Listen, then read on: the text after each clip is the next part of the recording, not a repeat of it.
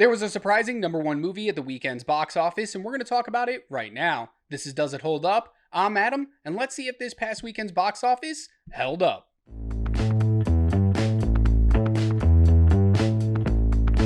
As always, we're going to start with that top 10.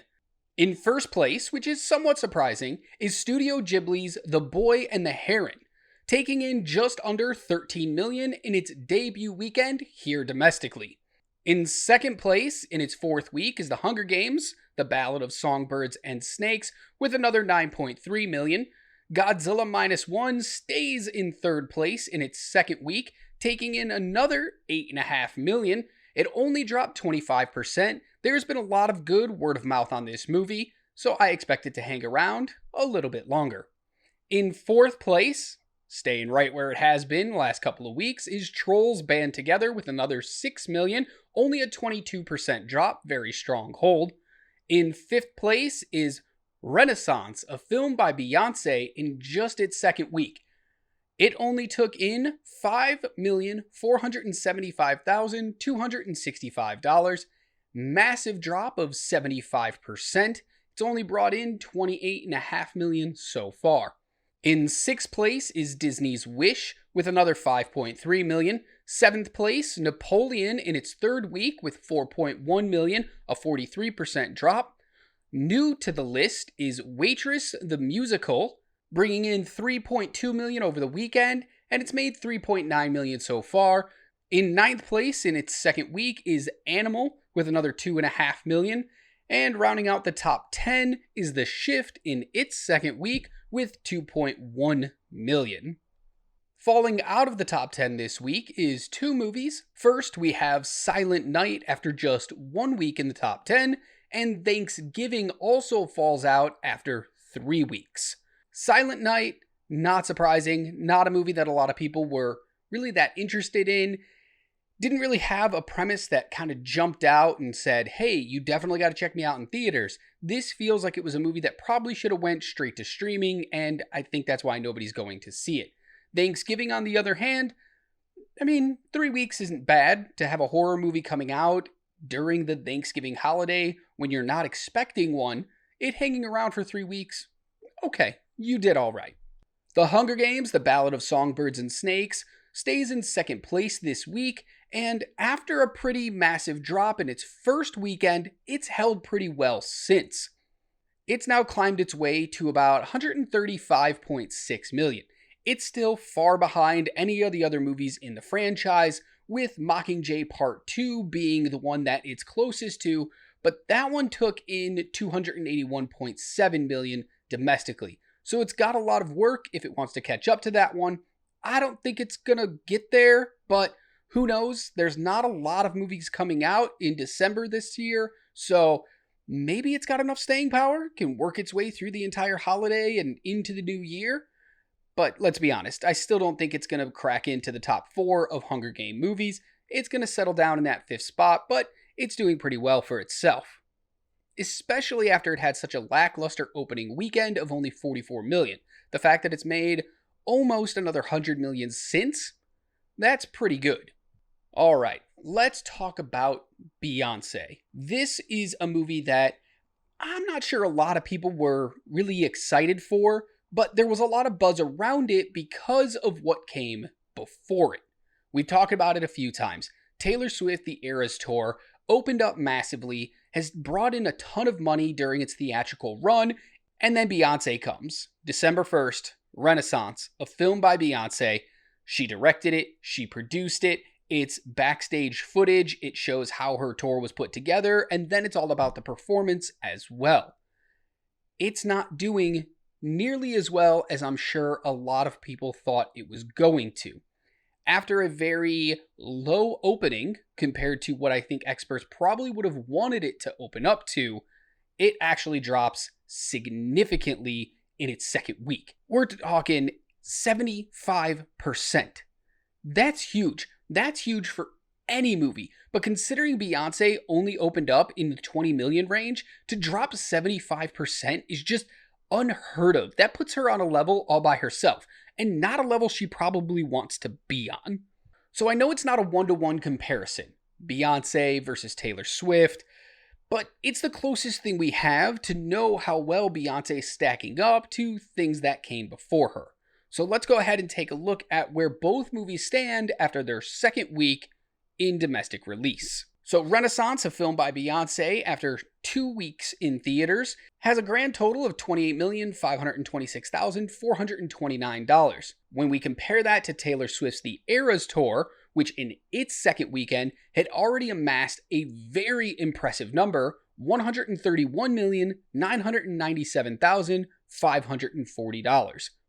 That's a big difference. I'm not sure why there's such a massive difference. Well, I mean, I can speculate a whole bunch of reasons, but nobody will ever really know the reason. I said this a couple weeks ago when it was first announced that Beyonce was putting this movie out. I think Beyonce is just a little bit past her prime. She's not the biggest star in the R&B scene, in the pop scene, in the hip hop scene, in any of those scenes. Maybe 8 years ago, 9 years ago, she puts this movie out. It does numbers like the Eras Tour. But here in 2023, I didn't even know she was on tour. And I know I'm not the target market, but I do have friends who enjoy Beyonce, or at least used to. They didn't know she was on a tour right now. They didn't know she had a movie coming out. She's not somebody that people are normally talking about, and yet Taylor Swift is making news every other day. She's dating a famous football player, so every Sunday you hear about her. So, people who normally don't know who she is are being fed her image. She's being talked about, and so it kind of gets that going. That's not really happening with Beyonce, and I think the numbers are really showing here at the theater. I don't think this one's going to hang around as long as the Eras Tour did, which did 7-8 weeks in theaters. With that massive of a drop, and with the fact that it brought in so little this past weekend, I imagine AMC's probably going to want to get it out sooner rather than later so they can bring in something else. Do I know what that other thing is going to be? No, but they're probably going to take their chances with that. So I expect it to disappear pretty soon. 28 million is nothing to scoff at when you're looking at she probably only spent 10 million to make it. So, and again, there's no middleman here. It was just her and AMC working out a deal to play this movie. They're splitting the profits 60-40, 50-50. I don't know how they're splitting it, but they're both going to make a little bit of money on this movie, so they can't be that mad. So as I said at the beginning of the show, there was a surprising number one movie. Studio Ghibli's The Boy and the Heron. Not a movie I think a lot of people thought was going to come out number one. They thought maybe Beyonce would hold. Maybe Hunger Games would jump back into that number one spot. Godzilla's getting a lot of buzz. Maybe it could jump up there. And this one kind of came out of nowhere, and it's rather shocking. In fact, it's really shocking because this is Studio Ghibli's highest domestic opening weekend of all time. They're known for some of the greatest animated films ever.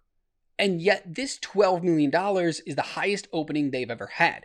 And it goes a little bit beyond that as well, because this is actually Hayao Miyazaki, the director, his greatest opening, largest opening here domestically in the US and Canada ever as well. How is it the highest grossing? These are some of the best animated films of all time. They have such a unique feel to them. They have passionate stories. There's love behind these projects. They're not just spitting them out to try to make money. There's real character work, story, and it's just amazing the type of work that this studio puts out. So for this to be their highest opening of all time, it's a little weird. But not only is it their highest opening, right now it sits only $6 million, right around $6 million away from being the highest grossing Studio Ghibli of all time domestically. Not just opening weekend, throughout their entire theatrical run. So if this movie does even decently well in its second week and third week, it's going to become the highest domestic grossing film ever released by Studio Ghibli and ever directed by Miyazaki himself. The last movie that we're going to talk about this week is Godzilla Minus One. What's crazy about this movie is it only had a budget of about $15 million. You heard that right. The last Godzilla movie made here in the US had a budget of $150 million. This one's only 15 million, and it looks amazing. Everybody that's gone and seen it has said it's one of the best Godzilla movies. It's emotionally impactful. You're really connected with all these characters. Godzilla is violent and terrifying the way that he should be. And it's all about the fallout after World War II. And it's told from the Japanese perspective because it's made by Toho, the Japanese company that originally created Godzilla many, many years ago. And people are loving it. Absolutely loving it. And it shows because it's holding really well week to week. It's also just really interesting because having such a low budget, my estimates have it that this movie's most likely already profitable worldwide, or at least right on the verge of being profitable in its theatrical run. So it has a domestic gross right now of around $25.6 million, an international gross of $26.6 million. Now, by my calculations, which factors in how much the studio might keep from international sales versus domestic sales. Now, I'm talking in terms as they were a US, North American based company, because I don't know the deals that Toho makes in their home country. But if it was a Hollywood production, if it was made here in the US, it would be profitable by my calculations. It would have taken an over $50 million domestic or worldwide gross already, which means it would have had a profit of about $22.2 million, a net profit. Because the word of mouth on this movie is just good. People are going to see it. And I imagine it's going to stick around for another couple of weeks, and that profit's just going to grow and grow and grow. Now, I'm not accounting for marketing budget, but to be honest, there wasn't a lot for this one. You didn't really know a Godzilla movie was coming out. I saw a preview once or twice in theaters. I didn't see a lot of commercials on TV. I didn't see a lot of play online. I didn't see billboards. I didn't see, a lot of marketing for this. So I feel like this is just a movie that we're putting out to see how well it did. And now word of mouth is just kind of making it grow. So I'm putting a rather low estimate of about $20 million on the marketing, which means if it had a net profit of 22.2, it's already $2 million net profit. Do you know how rare that is for a movie to become profitable in its theatrical run, let alone in its first 3 weeks? When you look at movies like Godzilla vs. Kong, which was the last Hollywood Godzilla movie, or since that one was released during the pandemic, we'll go back a little bit to Kong Skull Island or Godzilla King of the Monsters, they both had like $100 million budget. So even when they opened up to 50, 60 million, it didn't matter. They were not profitable when they split their shares with the theaters playing the movie. And this one did it right. And to be honest, this movie looks just as good, if not better, than those Hollywood films. All right, that's it for me this week. We'll be back again next week to check in on the box office as we always do. Don't forget to subscribe to the channel so you can check out that American Fiction review coming up this weekend. And until I see you again, just remember to be good to yourself, be kind to others, and as always, keep watching movies.